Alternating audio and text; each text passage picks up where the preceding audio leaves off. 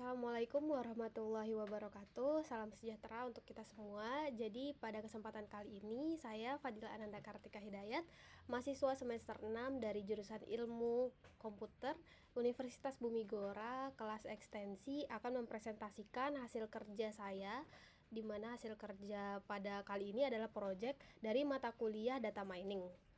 Di sini saya sudah membuat jurnal terkait dengan proyek saya yang berjudul Klasifikasi Berita Bahasa Indonesia menggunakan TF-IDF dan Regresi Logistik dengan penanganan imbalance kelas smooth. Untuk pendahuluannya, jadi penelitian ini bertujuan untuk mengklarifikasi berita berbahasa Indonesia ke dalam beberapa kategori menggunakan pendekatan pembelajaran mesin.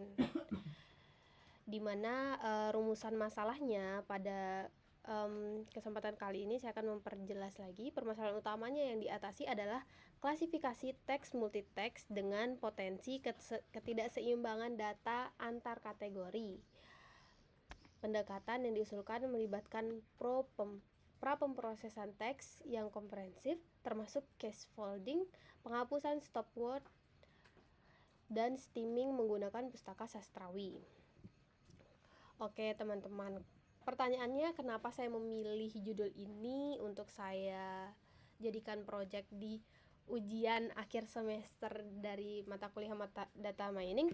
Karena seiring dengan berjalannya waktu begitu, perkembangan pesat teknologi juga portal berita online telah menyebabkan ledakan informasi tekstual yang masif, menciptakan tantangan dalam pengelolaan dan pengelompokan berita secara efisien. Nah, di mana klasifikasi manual menjadi tidak praktis seiring dengan volume data yang terus bertambah, data berita yang terus meningkat, sehingga menuntut sistem klasifikasi otomatis untuk mengorganisir dan memudahkan akses informasi. Klasifikasi teks bagian dari text mining menjadi solusi efektif untuk permasalahan ini. Proses ini melibatkan pra-pemrosesan data seperti tokenisasi, stop word removal, dan stemming untuk mengurangi kompleksitas dan meningkatkan representasi teks. Berbagai algoritma pembelajaran mesin telah diterapkan dalam klasifikasi teks, bisa menggunakan naive Bayes. Nah, tapi untuk pada penelitian ini khususnya saya mengeksplorasi regresi logistik sebagai algoritma klasifikasi utama. Jadi di sini metode penelitian saya adalah pendekatan kuantitatif dengan tahapan yang sistematis untuk klasifikasi judul berita online tersebut. Data penelitian saya mendapat dari Kaggle.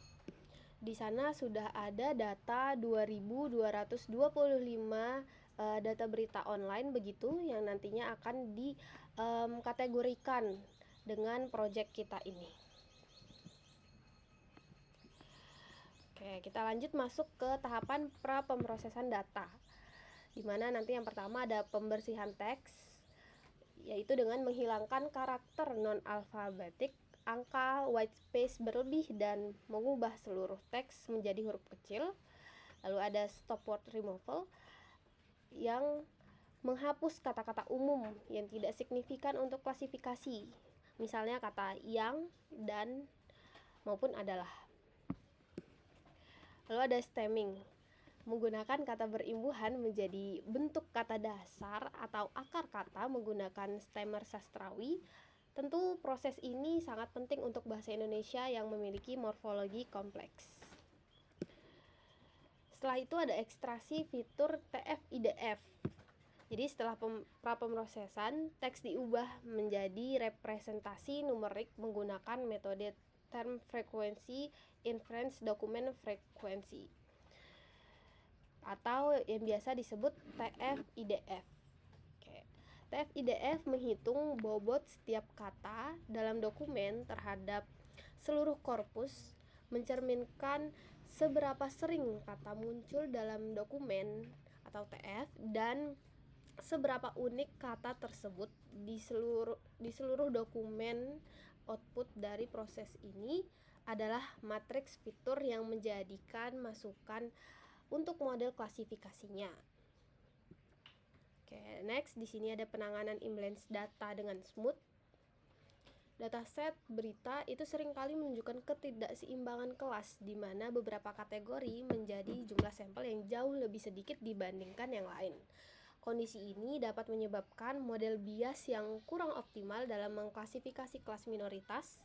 Nah, untuk mengatasi masalah ini, teknik smooth diterapkan pada data latih, di mana teknik ini bekerja dengan menghasilkan sampel sintesis untuk kelas minoritas berbagai tetangga terdekatnya, sehingga menyebabkan distribusi kelas dan meningkatkan kinerja model.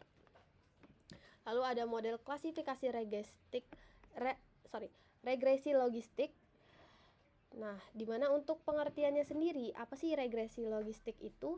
Jadi, regresi logistik adalah algoritma klasifikasi yang digunakan dalam penelitian ini, yang mengandung model linier untuk klasifikasi yang menghitung jumlah probabilitas suatu instans masuk ke dalam kelas tertentu. Lalu nanti ada evaluasi model, ada akurasi, classification report, dan confusion matrix.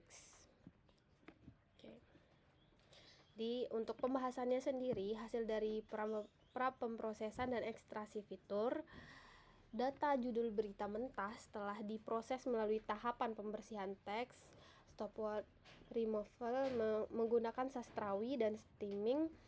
Proses ini mengalami noise dan mengonversi teks menjadi bentuk yang lebih berstandarisasi. Selanjutnya, metode TF-IDF digunakan untuk mengekstraksi fitur-fitur penting, mengubah teks menjadi representasi numerik yang efektif dari setiap judul berita.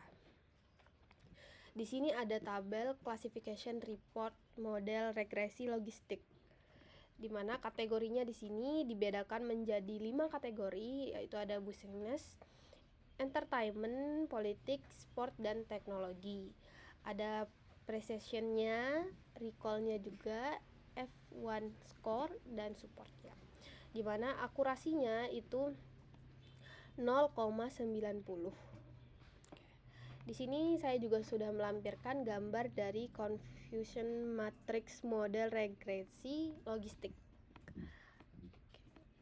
Nah, dari hasil yang disajikan, model regresi logistik menunjukkan kinerja yang sangat baik dalam klasifikasi judul berita berbahasa Indonesia, mencapai akurasi keseluruhan 90%.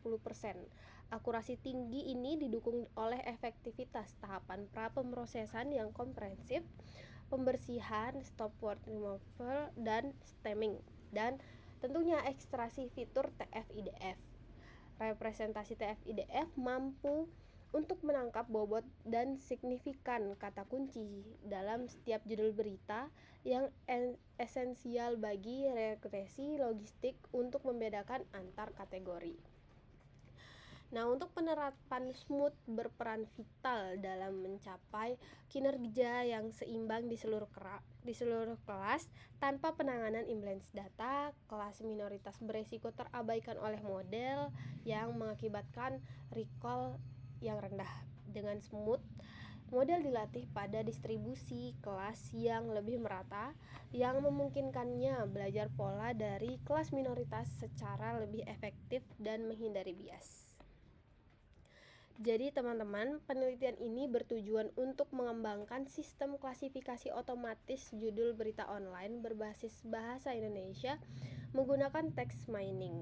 Dimana di sini saya sudah mencoba penelitian ini, mencoba proyeknya, dan ini sudah berjalan cukup baik untuk mengkategorikan berita dengan otomatis gitu. Jadi kita tidak perlu repot untuk membaca keseluruhan berita untuk mengkategorikan ini apakah termasuk kategori teknologi, bisnis, atau mungkin politik.